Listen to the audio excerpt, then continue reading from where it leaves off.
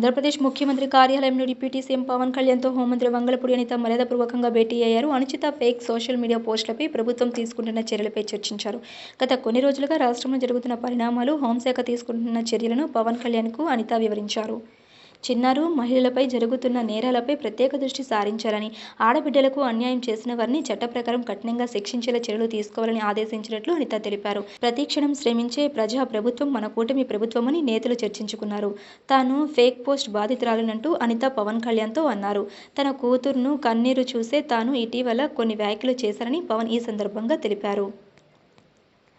తన కుమార్తెలపై అభ్యంతరకర పోస్టులు పెట్టారని, వాటిని చూసి వారు కన్నీరు పెట్టుకోవడంతో ఆవేదన చెందారని పవన్ తెలిపారు. ఇంట్లోంచి బయటకు రావడానికి తన బిడ్డలు ఇబ్బంది పడుతుంటే తట్టుకోలేకపోయారని అన్నారు. ఇదే విషయాన్ని హోంమంత్రి అనితతో కూడా పవన్ చెప్పారు.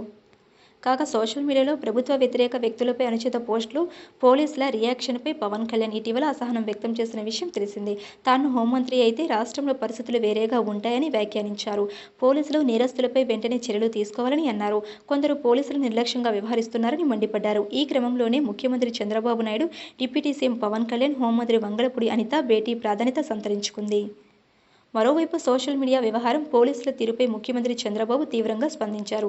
వైసీపీ సర్కారు వల్లే కొందరు పోలీసులు గాడి తప్పారని, ఆ ధోరణి నుంచి వారింకా బయటపడడం లేదన్నారు. మంచితనాన్ని చేతగానితనం అనుకుంటే ఉపేక్షించేది లేదు. కఠినంగా వ్యవహరిద్దాం. నెలలో మొత్తం పోలీస్ వ్యవస్థను గాడిలో పెడదామని చంద్రబాబు తెలిపారు. నాతో సహా క్రియాశీల నేతలు, శ్రేణులు మనోస్థైర్యాన్ని దెబ్బతీసేలా అభ్యంతరకర పోస్టులు పెడుతున్నారు, నీచంగా వ్యవహరిస్తున్నారు. హోంమంత్రి అనిత కూడా బాధితురాలే. ఫేక్ పోస్టుల వ్యవహారం న్యూసెన్స్గా మారింది. గతంలో లేని విష సంస్కృతి వ్యాపించింది. దొంగ ఐపీలతో పోస్టులు పెట్టి తప్పించుకుంటున్నారు అని చంద్రబాబు ఆగ్రహం వ్యక్తం చేశారు.